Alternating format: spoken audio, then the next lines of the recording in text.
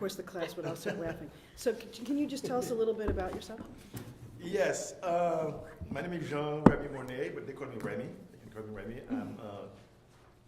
I am right now the producing artistic director for the Black Theater Troupe of Upstate New York. I'm also a visiting director for UAlbany. I've worked with Union College, direct for them one season. I worked for the state for 30 years, from 88 to 97, and I started the Department of Correctional Services in 88, and I was always in HR. And then correction in New York City, 88 to 97, moved up here in 97 with correction, and then went to OTDA 2007 to 2016, and then I retired with OGS back in 2018 after 30 years. I'm originally from Haiti and came here in 1982. My mother's been in the area moved here since early 70s. And then, and I went to college in New York City and I came up here, I retired. I've always doing theater since I was 9. Oh, that's great. And performing in French and Creole. And then after I retired, I went full-time. I started a company to give opportunities to Black and BIPOC artists in the area, where I was probably one of 4 Black actors from 99 to 2010. Then I decided to do something about it, and I started the company. And it was hard to find actors, but over the years, I was out with my business cards and talking to people wherever, everywhere, and then next thing, they on my stage, or their fathers, their partners, their kids. Just this past February, last February, we had our first musical with 20, once on this island, on the main stage at Capweb, with 26 all BIPOC actors. Wow. And now, we're in a good place now because I believe in diversity and bring, not only on the stage, but also in the audience. Yeah. We are the in-residence theater at Capitol Web Theater. We have 3 to 4 productions each season. And we just finished our last production a couple of weeks ago on the main stage, and did really well. And then we have our last show production coming up in June, and then planning for next season. So right now, I'm just focusing on producing, directing, and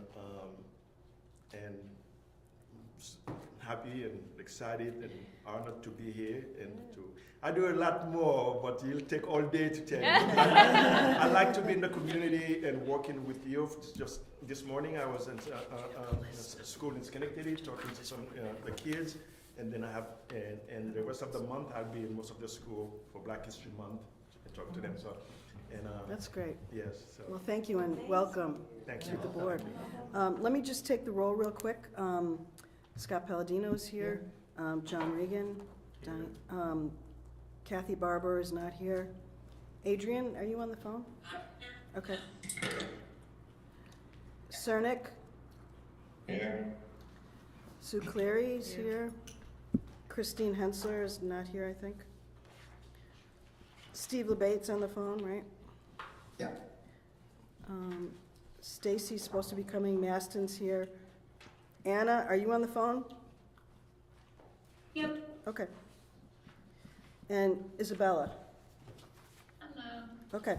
And it's reminding me that this is a session day, which I assume is why a couple of you are not here. And so when we look at the calendar for next year, let me just make sure I look at it so that we don't have a meeting on a session day. Okay. And I know I've said this before, and I'm going to say it again, but we only have 4 meetings a year. We really need people to come in person, because if you're on Zoom, you can vote, but you're not part of the quorum. Now, we could pass a resolution as a board saying that you don't need to be here in person to be part of the quorum, but I always worry if we do that, no one's going to come to the meetings. Everyone's going to be on Zoom. So, but I do know that some of the other authorities do that, but like DASNY, their meetings are once a month. Like I said, our meetings are only 4 times a year, so I really do ask respectfully that everyone try as best they can to be here in person for the meetings. So the first order of business is approval of the minutes from the last board meeting, December 10th. I need a motion to approve. So moved. Second? Second. Second. Motion is carried. And the next item is the finance update, and I'm going to turn it over to John.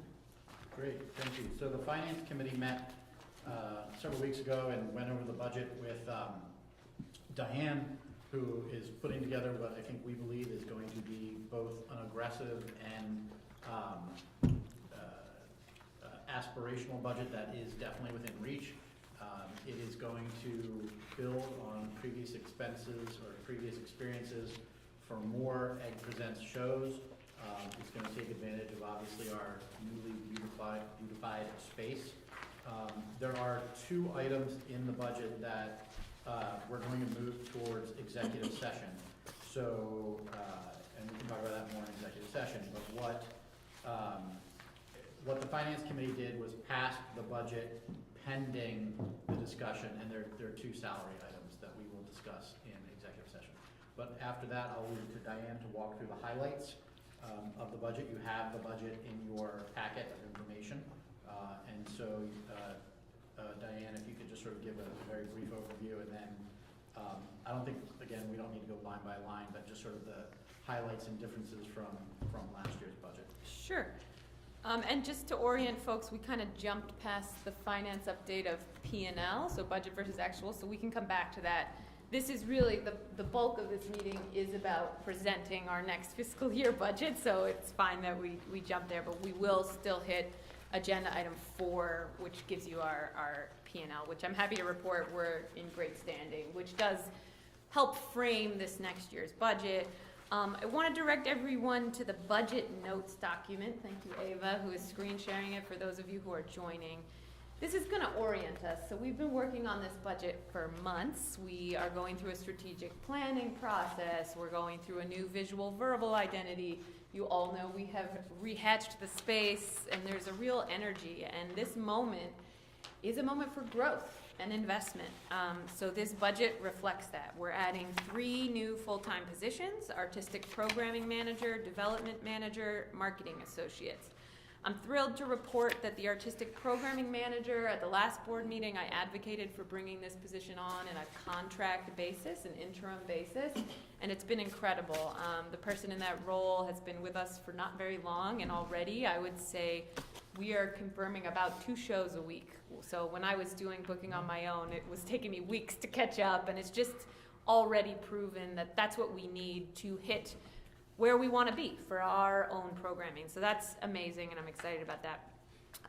Payroll costs, we'll get into that in executive session, but the big picture is it's important to take care of the people who've been with us through the 6 months that we were closed, so there'll be an increase with a few merit-based increases, and that's important as we're thinking about adding new personnel. We need to take care of our own first and then add these new positions. Ticket revenue. So our whole budget, there's really an axis of how many shows do we think we're going to be able to do. And we have been hovering in this 48 to 50 Egg Presents shows. Now these do not include rentals, so just to orient us all again, many of our promoted shows that the public sees are just rentals. An outside promoter, Justin Willman, the magician, performing tomorrow night is a great example. That's an outside promoter. They've rented our space and doing our shows. Egg Presents shows, we're booking the artist, we're taking on the risk of the artist fee, we're negotiating those fees, we're keeping all the ticket revenue. So I have I've budgeted for a goal of 60 Egg Presents shows. I'm feeling confident we can hit those numbers. Our free programming, which is community engaged education programming, is on top of that. So this is really 60 ticketed performances, some in our big theaters, some in our smaller theater. Marketing. We are significantly investing in marketing per our strategic plan finding in order to sell more tickets and continue to grow our audiences. Interestingly, we did some research with DeVos, our strategic planner, and he found that we tend to spend about 7 times less than our local, regional competitors is not really the right word, but our other, partner institutions that are doing similar work to us. And that was a real wake-up call, and it was something that I had initially identified on starting of like, oh my gosh, we don't even have a marketing person, now we have Allie, and it's working, right? We're seeing that every time we invest in marketing, we're reaching new people, we're selling more tickets. It is not money that we're, putting down a drain and we don't know. So we're learning here. Another big part of our investment, which I'll go over, but there is a line item that is a new investment in digital marketing specifically. We're learning quickly that you can put up a Facebook Meta ad, but if you're not working with a digital consultant firm to help you actually target that ad, you're losing a lot of opportunity. So we put our pennies together to try that this year, which is exciting and a big I room do have for a investment. quick Yeah, question on that. Sure. So are there stats that you can get back from these folks to see how it's, because I studied a little bit about this angle of the digital business for a paper that I wrote. And okay. I'm curious to see how it actually works in practice. Yeah, Allie has had a bunch of meetings with them. Yeah, and I can say right now, just to give a little more context, we're running targeted ads, that are strategic, but my capacity to do data analysis kind of starts and ends there, because it is a whole thing, so I Yes. know whole firms that do it. So we're putting up the ads, I'm checking them every day to see, okay, people are clicking on this, we're selling tickets, I can see the conversions, but beyond getting into really the demographics and how we can build off of that to make the next ad more successful, just don't have the time or the technical knowledge to know how to do that and link it to our website. There's lots of data things that you can get into, so a firm would really help us actually make our money stretch farther by doing it more efficiently. Yeah. Mm-hmm. And if you're wondering how much it costs, we have budgeted $2,000 a month. So that is, we'll go into the budget, a little bit more detail, but if you look under marketing, it's on the marketing miscellaneous line is where we put that. So that's exciting, and we'll learn a lot. Scott, to your point, honestly, all of us will be able to, after a year, be like, okay, what worked, what didn't, where do we want to invest further? Unearned revenue, this is up. Adding a full-time development manager should help us increase membership and donations. I will say, in general, my estimations for ticket sales, rental income, unearned revenue is very conservative. So I am saying out loud that we are hoping to outperform those numbers. It is not an exact science. When I say this is a year of investment, it is. So we're going to add these humans to our team, and it's going to take them a year potentially before we start seeing those numbers really make a difference. I stand by, not only do we need to add these positions just because we're kind of drowning, but also because we will actually see these positions increase our revenue. Now, not every position you add to a team, sometimes it's operational, right? Not everything directly impacts the bottom line, but I'm thrilled to say that I have prioritized these 3 positions because I do think what it's going to do is help us grow our both unearned and earned revenue so that we can continue to grow, because it really is 3 to 5 years that we need to be thinking. Community and education program is a new budget line that we added. Kira and I did a lot of work of realizing that our entire artist fee budget is tied to ticket sales. And we now know that we are committing to doing free programming in a regular way. We've gotten almost all of it funded from Albany County and M&T Bank, which is amazing. But it's important for budgeting reasons to add that budget line, so that's a new line that we've added. And then general admin expenses. So this is something else that we've talked about extensively, but this is about a $90,000 savings, which is humongous. I'm thrilled to report that since we've brought on Tixer, our new ticketing software, we have seen the fraudulent credit card charges drop down to, almost 0. And I'm sure, Kira, we won't stay at that number, but the big difference is when we would have someone buy a ticket, use a credit card, and then call up the company and say, oh, I didn't want to pay for that. No one was fighting that. So we would just lose that money. Now, every single one is fought by our ticketing company, and they're winning, it's working. So that's, so we were able to budget accordingly, so that's a big drop in general admin expenses.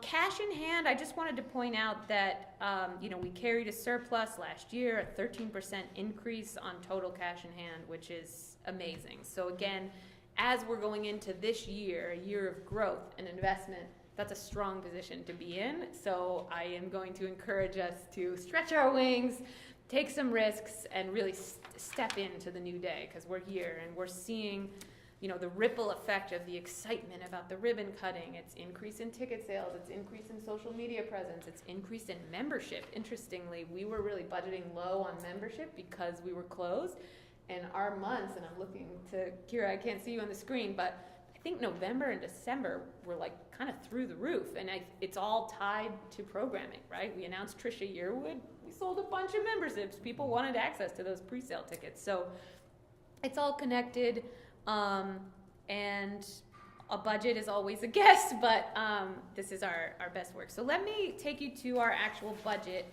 and walk you through this. Are there any questions before we get into a little more detail in terms of the framing and the overall notes, that document I just shared before I go to this? Diane, I just had one, actually. Yep. I meant to ask this at the finance committee. Can you just, in a few sentences, explain the beverage sponsorship, how that's a revenue creator? Yes, so in our concessions right now, we sell random beer and wine brands, right? Just kind of whatever Old Daily is like, we feel like selling Fiddlehead IPA, great, we want to sell Coors Light, fine. We can absolutely monetize that. So essentially, we work with either directly with a brand or with the distribution company that distributes many brands. They write us a check, and then we work with them to figure out what should be on the menu. So it's really about the items that are for sale, and they're making a donation to our nonprofit. So the deal is not inked, but I have identified this as a new potential revenue stream for us. This is not going to be like your arena where you see a brand of a beer company everywhere you look. We're a performing arts center, a nonprofit. It has to be classy. It can't have logos everywhere. But there's absolutely space to do something, and that would be brand new, a new stream of revenue for us, which I have budgeted in underwriting and corporate contributions. That number's up a little, and it's a guess. We may not hit that number. I'm confident if we don't hit the number on underwriting corporate contributions, that membership will probably be higher than that. And in the end, I hope we hit to that total unearned revenue number of 325 if you're looking at the budget. Did that answer your question? Yes? Thank you, Yeah. And Mm-hmm. then one other quick question. Great. So, as you'll see when you get to the bottom of the budget, it's a zero, Yes. neutral budget. Does, general question, does the fact that we have so much cash on hand, does it require us does getting to that zero require us to pull from the cash on hand? No. Okay. No, that's a great question. So our budget is fully funded within one fiscal year. Okay. So that cash on hand is our safety net. Mhm. If we, go into a loss, if we go into a surplus, we'll just be investing that money, and then our monthly interest will go up. Great, thank you. All good questions. All right, so with that, let me start guiding you through this. Things to just point out. The ticket revenue, again, these are for Egg Presents shows, and this is tied to 60 shows. This is a guess, right? To reiterate, we don't know what shows they're going to be. We don't know what the ticket prices are going to be, nor do we know how many tickets they will sell. This is based on historic data. Our ticket prices are increasing. What we're seeing across the board is that a little bit more expensive of a ticket is not scaring off any ticket buyer. So we are experimenting with that. So this number really could be higher than that. It's a guess, but it's our best guess. Rental income, again, this is rooted in almost actuals. Like, we've had many meetings with Emilio. I feel very confident about this number and this projection based on the number of rentals that we already have confirmed. Our rental business is very strong, I'm thrilled to say. Handling charges, again, this is all tied to ticket sales. I don't think there's much to point out under contracted and rental services. Again, concessions is a bit of a guess. We have simplified our menu already, and we are seeing an increase on sales and the amount we can sell to one person. So if you don't have a billion choices, they're more likely to buy 2 beers quickly. We've already cut our line wait time at least in a third, I would say, just by making the menu simpler. So I'm excited to see that increase. Marketing services, this is a brand new revenue line, thank you Allie and team, where renters can pay us to have access to our email list.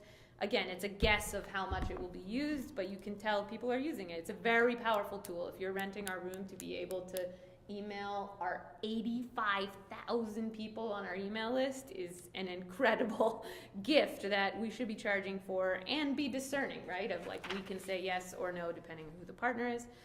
Unearned revenue. So membership, I want to say out loud, we are still due for a full membership relaunch. So right now we have not gotten to that yet. I need to hire this development manager person to help me get there, but we have too many levels. It's confusing. We need to do the research of, I think we might be losing money right now. Our membership is so cheap that if you buy a membership and don't pay ticket fees, it's like we've already lost money. So probably there'll be a slight increase to our membership levels, and we will simplify and hopefully beef up some of the perks there.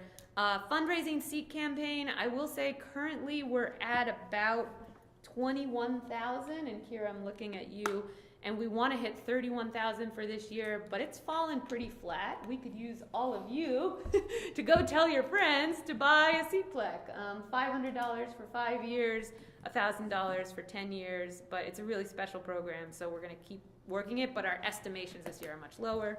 Underwriting corporate contributions, what's important about that number is $35,000 of that is guaranteed. That's coming from our ticketing company already.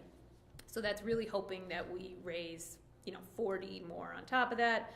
Miscellaneous contribution, grant foundation. The other important part here is that 100 of that is a flow through NISCA, that as well. So we're really hoping to get, around 60 on top of that. New York State appropriation, we have not asked for an increase, so this is staying strong. You can see our interest numbers there, and the capital project operating income was a one-time allocation that we got for when we were closed, so that's now zeroed out. Full-time salary, part-time salary, you can see there's a significant increase here because we're adding 3 new positions. Part-time salary, there's a slight increase there, which is due to some wage increases, and also we're adding a few box office associates. Currently, when you come into the house, it's like basically you only talk to unpaid volunteers, and we're adding just a couple positions there, so we have someone who's really trained on our software, again, to keep that experience of coming to the Egg as seamless as possible, so it's a really good investment in my opinion. Benefits, that's, a rough estimation. Artist fees, again, I'm guessing on this number. If we spend more on artist fees, we have to make it up in ticket revenue. So I just want to point out again that line is directly tied to ticket revenue. These are both guesses. We spend more, we make more, great. We spend less, we make more, fine. So we will adjust accordingly.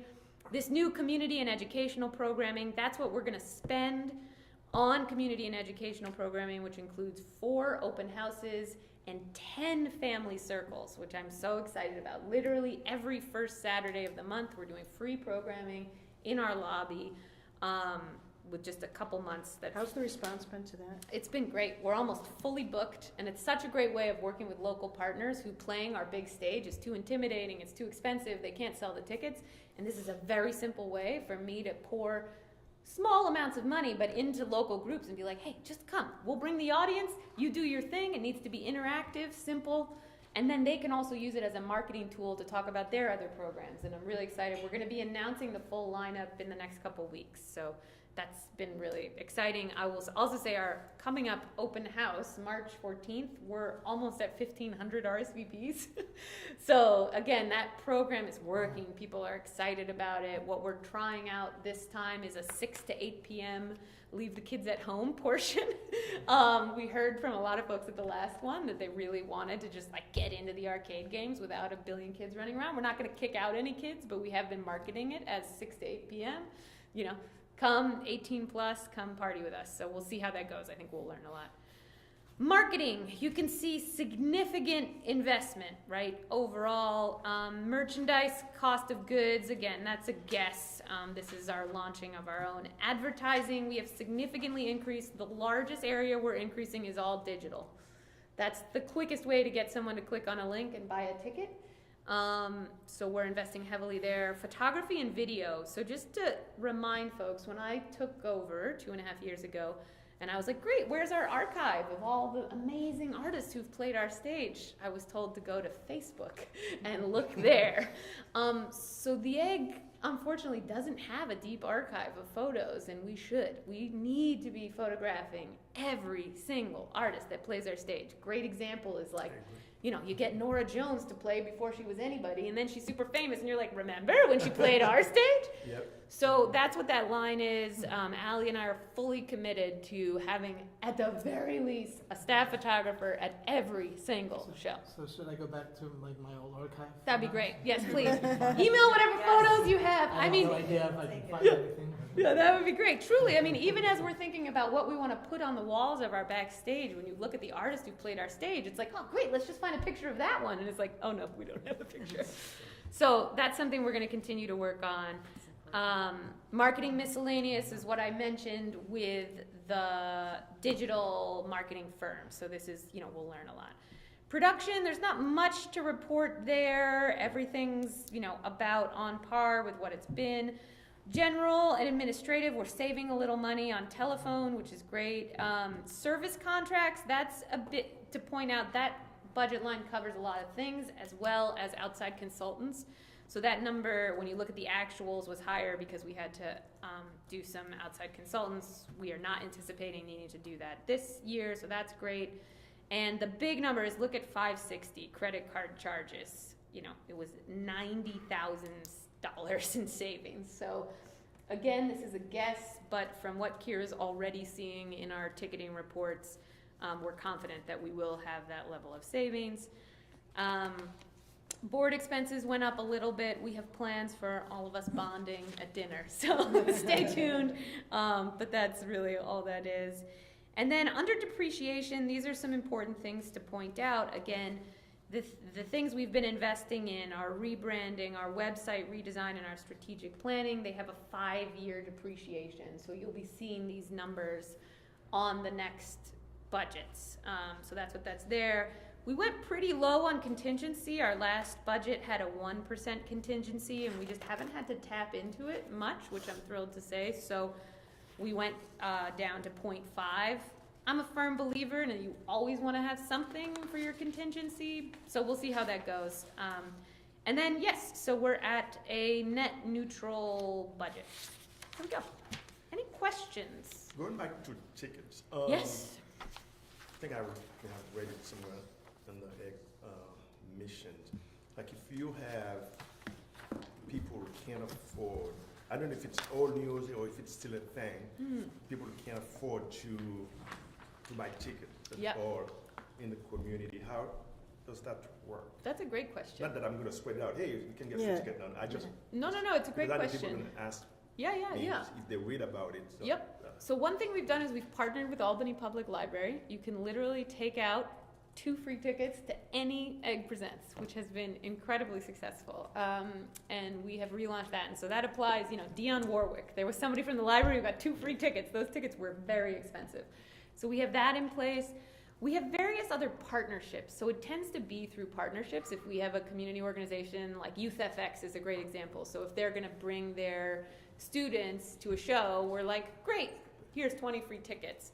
In terms of a random community member who's like, I can't afford tickets, we don't have a formalized program. I think it's an interesting question. Lincoln Center has done incredible work in this. I don't know if any of you are following, but they took the bold move of almost every single show. They offer a pay-what-you-wish ticket, and they raised millions of dollars from donors just by announcing that as an initiative.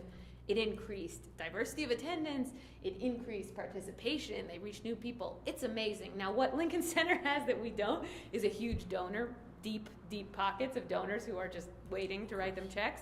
The Egg, 75% of our revenue is earned revenue rather than contributed revenue.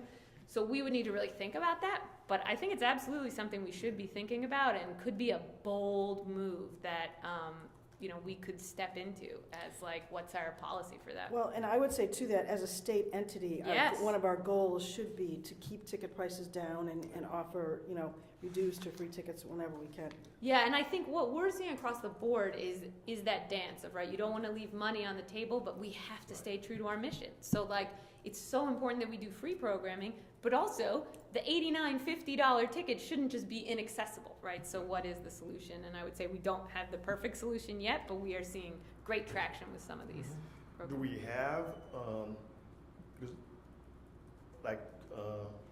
the school, like for example, like with I work with the local colleges Yep. where they bring students. Depend on the show. If it's a piece of educational pieces, Yep.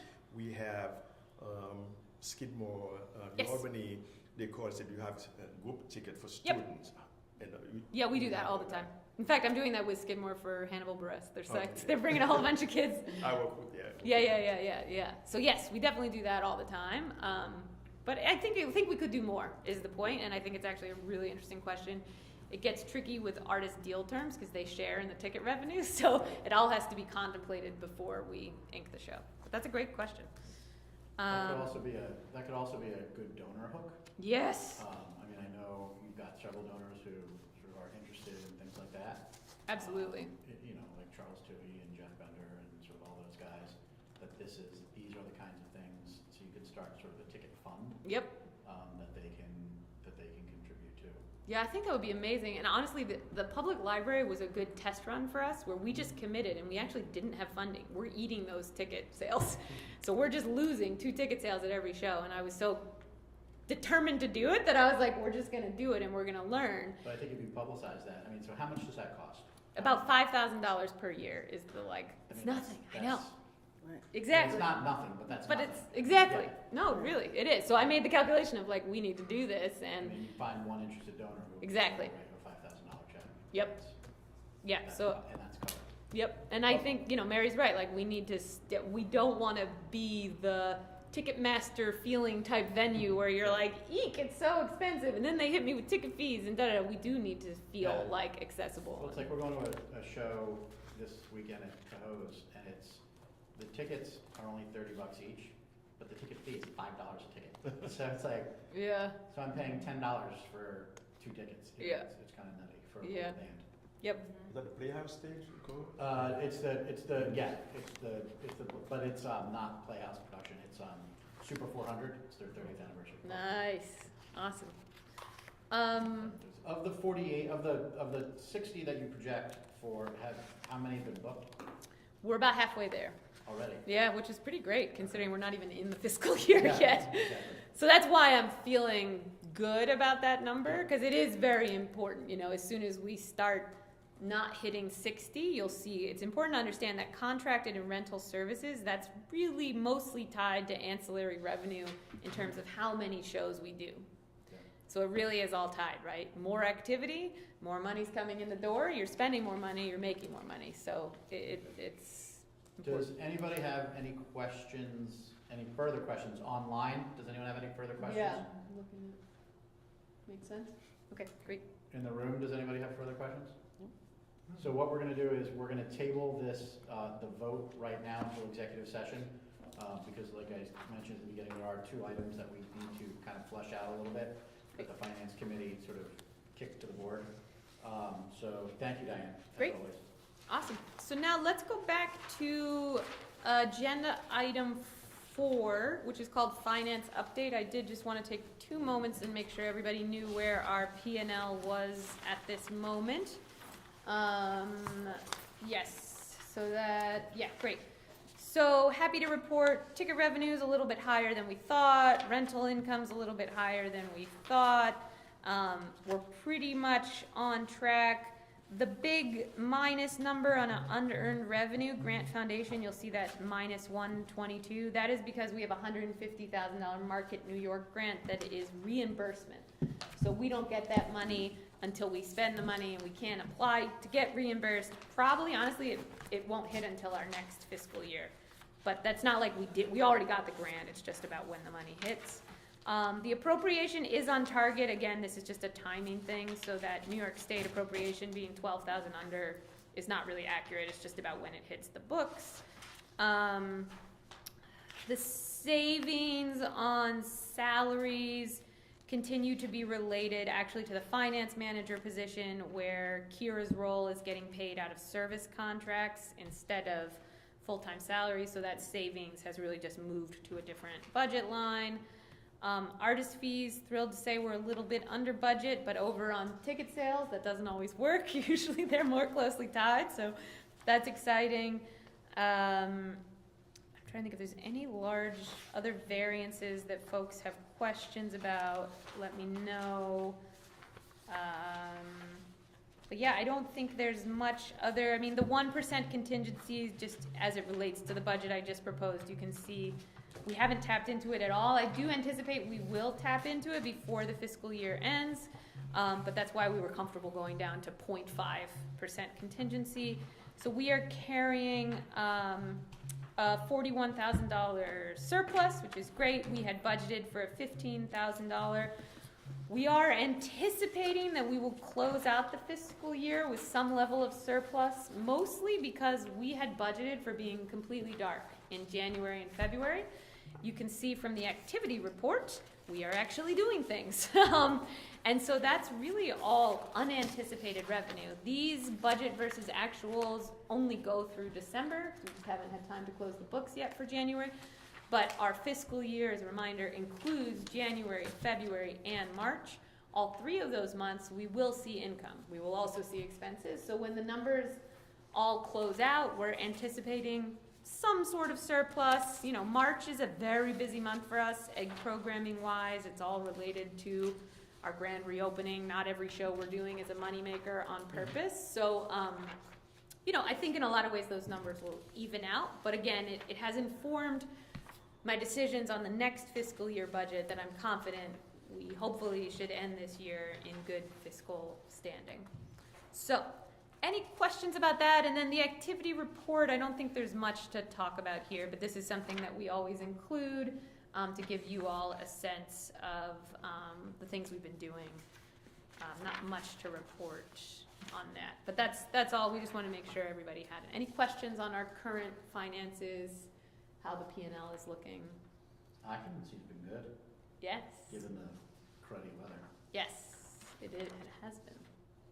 And that's also, I think, you know, comes out of the place of we have much lower numbers of activities. So like the people who booked were pretty confident that they were like, all right, I mean, I think that's an accurate, like, you know, you weren't really going to take a risk on the room being open and you may be losing money on ticket sales. Great. So no questions on the screen. Any questions from any of you about our current finances? Nope. Awesome. All right.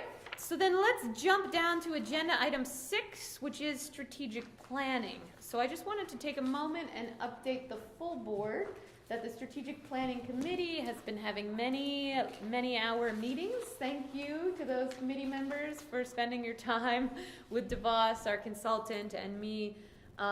It's been really powerful work and has informed my budget. You know, it's been clear from those meetings that we need to invest in order to grow, and now's the time. And I actually had a call with Brett yesterday where we talked through the budget, and his assessment continues to be like we're operating on a shoestring budget and kind of overperforming in every category. So in order to keep growing, we need to invest in our personnel.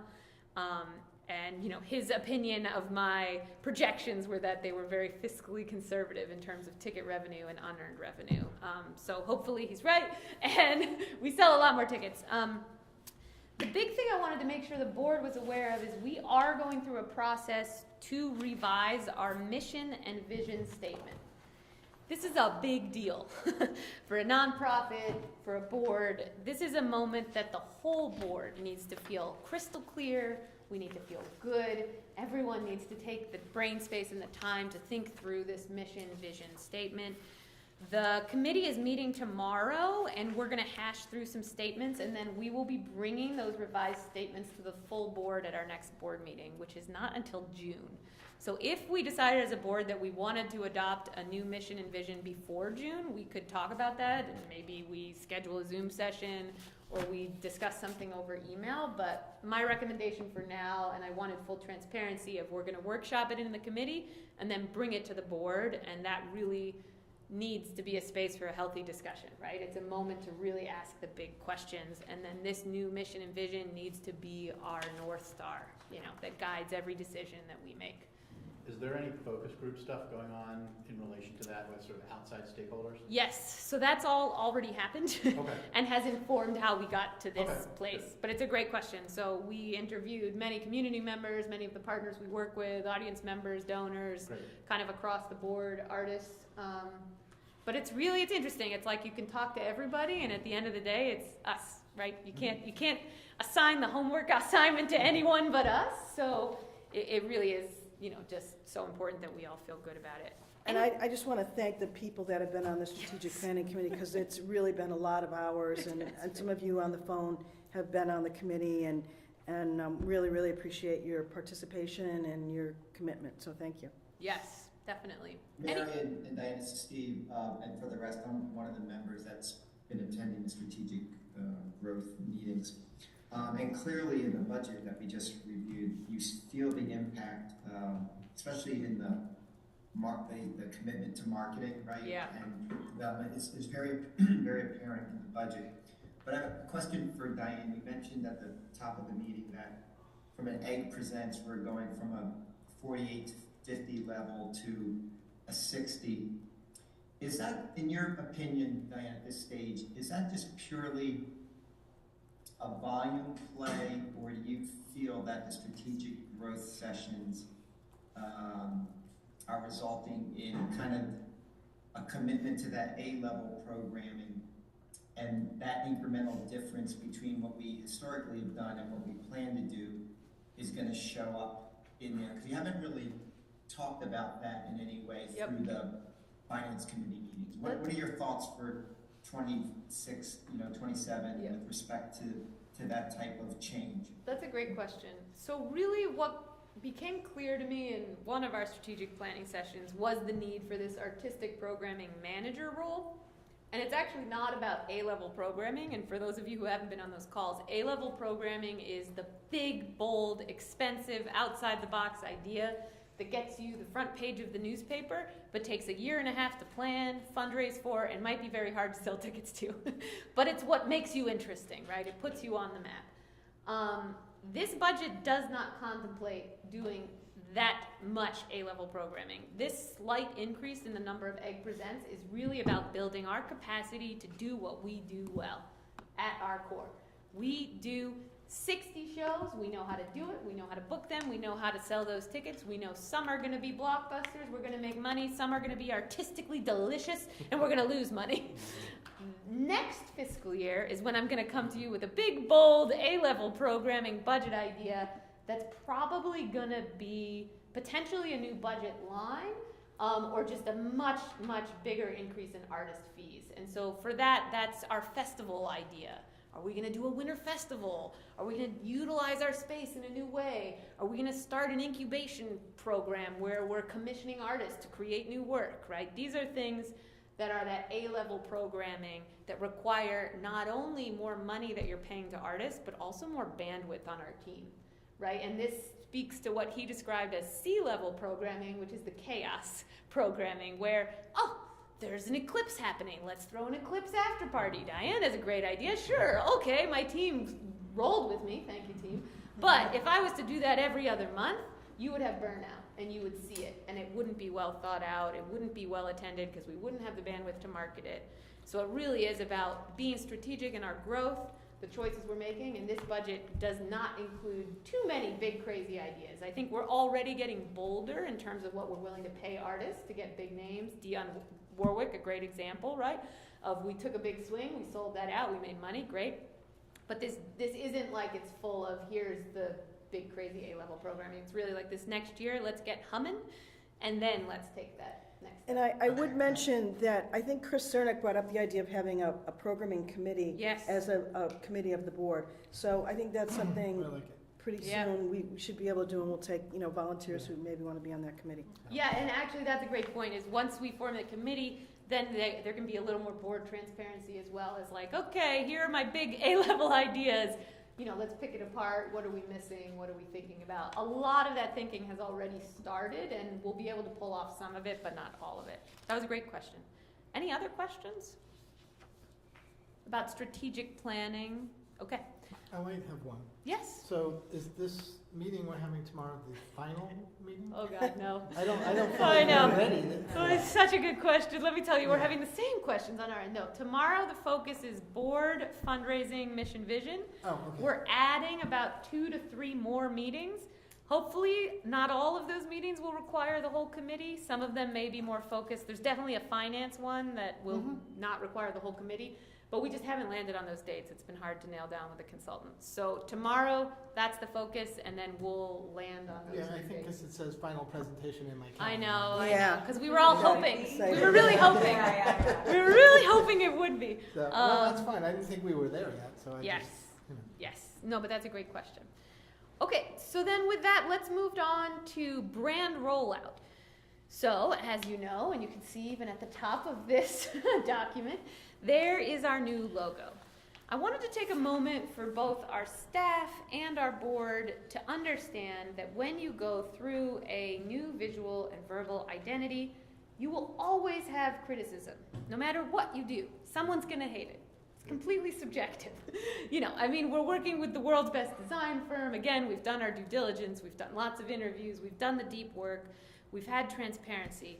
But what's important is as we move into a new website, which we're actively working on, literally we're gonna be replacing the giant logo outside the Egg box office with a new logo, that we all feel confident and clear in the direction, right? Your grandkids, your aunt may call you up and be like, did you see the new logo? A fifth grader could have made that, right? Like, how are you supposed to respond to that criticism? So this document, which was designed in coordination with Pentagram, to remind everyone, Pentagram is the design firm we hired after an extensive RFP. They've been amazing to work with, and they have done many more brand refreshes than we have.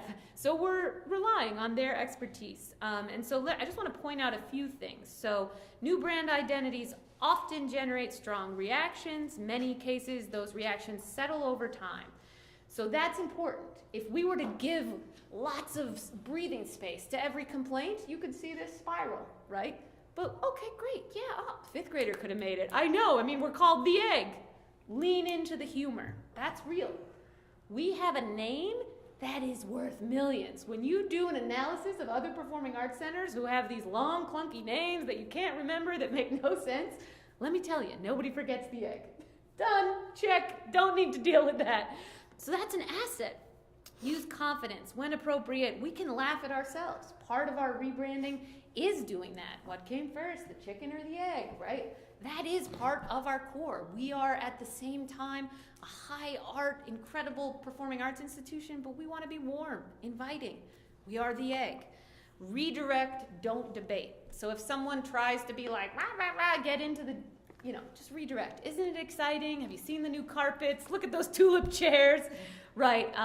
Is the other suggestion. And then this is an important thing to point out, the difference between a logo and a brand. Even myself, sometimes when I say we're doing a brand refresh or a new branding, I'm like, we're getting a new logo. But it's actually a whole entire new visual and verbal identity. By the time we're done with this process, everyone on this board will have one sentence to describe The Egg. When somebody asks you, I sit on the board of The Egg, and they're like, what is that? You're gonna have some beautiful punchline that you can just say easily, and that will be seen across all of our materials. This is new for The Egg, this is new territory. Simple, minimal, universal, right? The Egg, everyone knows what an egg is.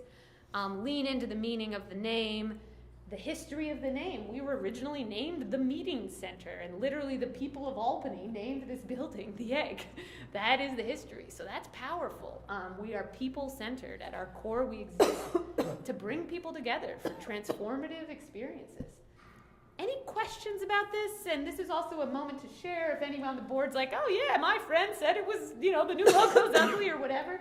I wanted to just create the space so that people knew how to respond to this. You can always email me, but I'll tell you, I'm certainly going to be leading from a place of confident, clear direction and humor. Especially those of you who are not on the strategic planning committee, if you want to comment on what you think of the new brand or anything like that. Yeah, and I know we've spent some time at almost every board meeting to make sure you all had that FaceTime with Pentagram, but now that it's real, and it's out there in the world, it can feel different. We're all wearing name tags that have it on it, and it's, yeah, please. I may just say one thing too, the what we're seeing here, as Diane mentioned, this is just the logo. There's an entire set of guidelines of beautiful colors and templates and photos of the building and ads and fonts that, in the grand scheme of things, it almost feels like the logo is like one of the smallest pieces of the puzzle. It's a whole package. So that's gonna make my job significantly easier, that I'm really excited about.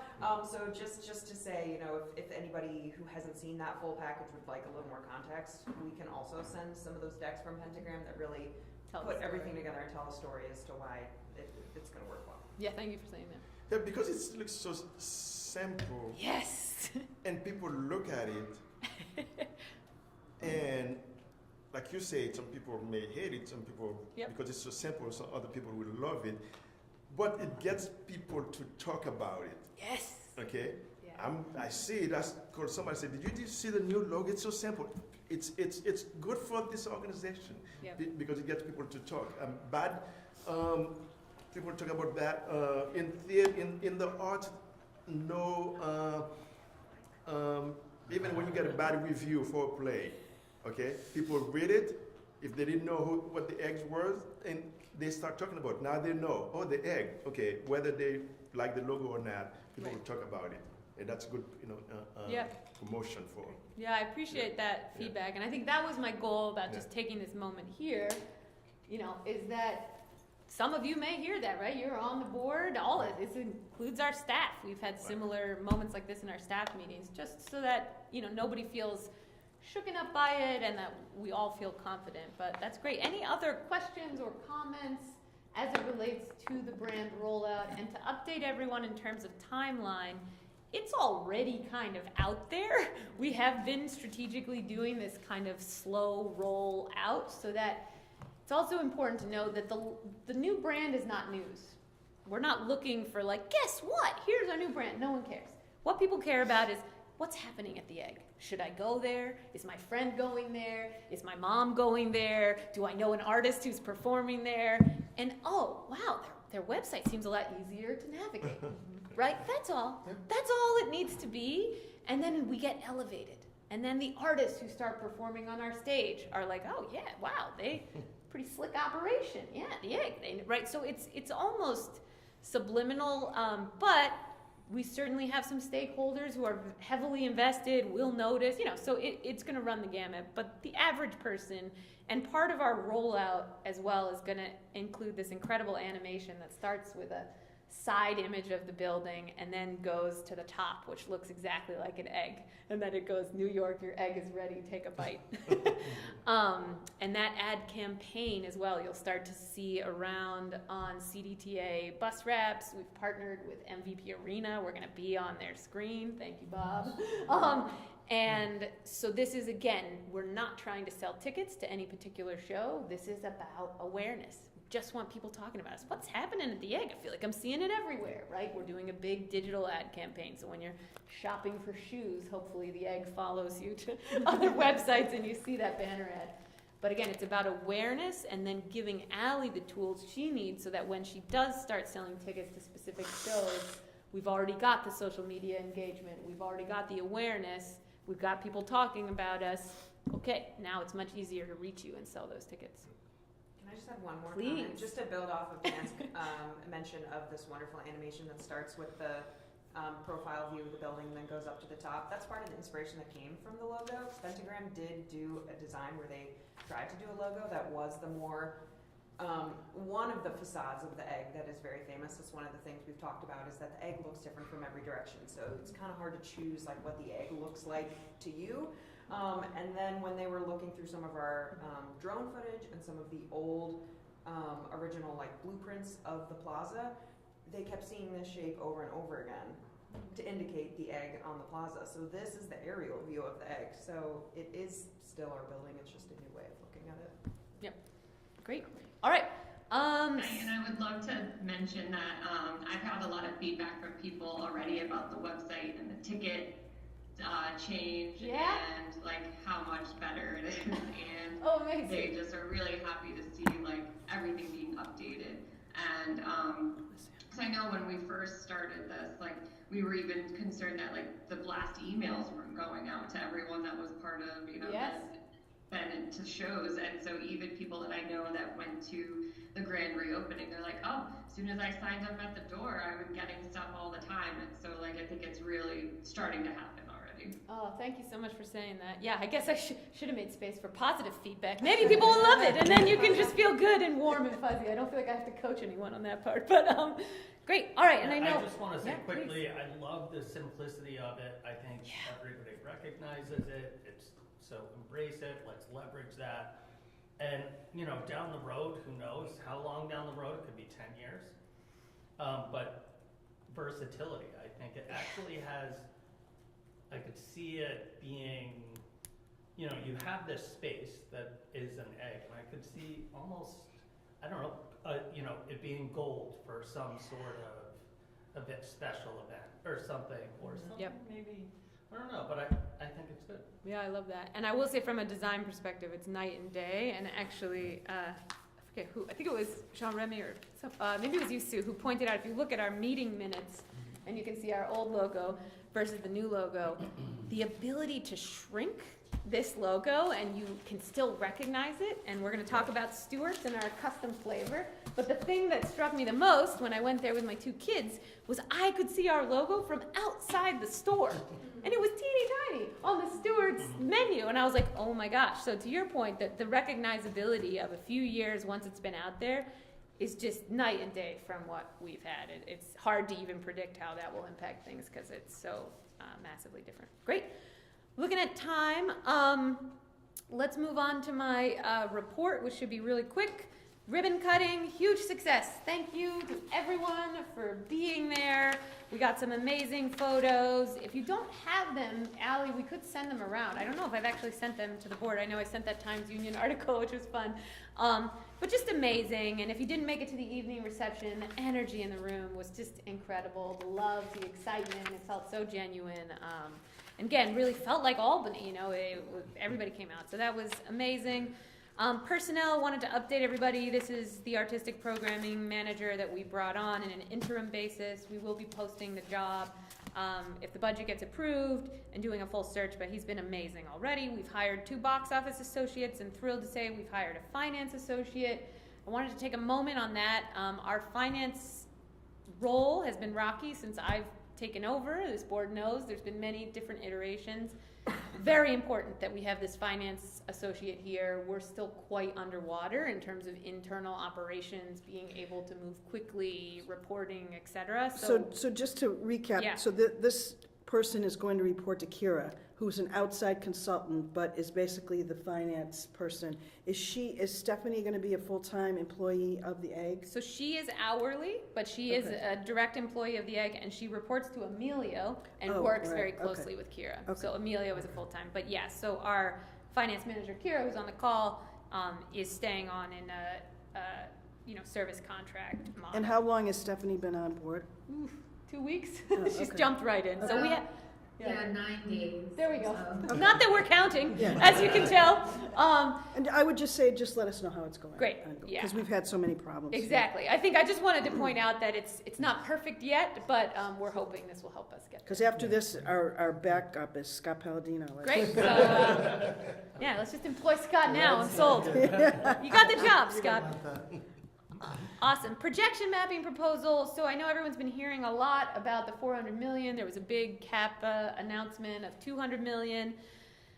I don't know where this sits. We've had a lot of exciting meetings. There seems to be support across the board from ESD, OGS, but I have not gotten any indication that it's going to happen for real. This is the $10 to $12 million proposal I submitted for projection mapping on the outside of the Egg, 365 days a year. I am going to continue to advocate for it. If anybody on the board has any brilliant secret ideas or someone they know to help advocate for this project, now's the time. I think decisions are going to be made. Stewart's ice cream flavor, this is just fun. If you haven't had it yet, mint cookie excellence, it's delicious. Me and my 2 boys can attest, delicious. One of my favorites. And the reaction that we have gotten to this may be the thing people are most excited about. And it's how did we come up with the flavor? Just out of it's curiosity. a great question. So I had the like pie in the sky idea of like maybe Allie and Emilio, maybe we could get Stewart's to give us a custom flavor, and we cold emailed them, and they tend to be very choosy about who they partner with. And they were sold pretty immediately. I think because we represent the skyline, we're so like iconic. So it was a perfect partnership. It's an existing great. flavor, to be clear. Their Yes. program is that they bring on partners who again they're very selective about because it's in high demand, and then you choose from a list of ice cream that they always have on the counter. You get to rename it for Yes. a month or 2, and Yeah, that's the fine print. So this is normally a it's not like we have mint to go cookie to the crumble or tasting. something. Yeah. We did think at first it would be that. We got so excited. We're like, ooh, are we designing a new ice cream flavor? Best job ever. But no, actually, we just renamed it. But yeah, and the organic press coverage, just is a good example. Also, they'll be at our free open house on March 14th, which is, we're trying to partner with the city to really make it the St. Patty's Day Parade after party. To encourage people, go to the Is parade. that when the parade is? Literally, the parade ends at 2 p.m. Our party starts at 2 p.m. So far, everybody's excited, but yeah, it could be logistically challenging.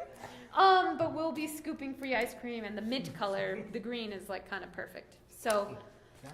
all right, wow, that was it. We did not bad. Look at that, 103, Yeah, Mary. That's not doing bad. good, doing good. So Okay. the last item on the main agenda then is the new business, or any questions? Anybody on the phone have any new business they want to bring up, or any questions or anything? Okay. Anybody Awesome. here? Okay.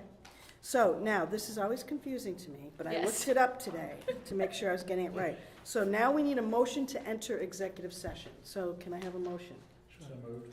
And a second? Second. Scott?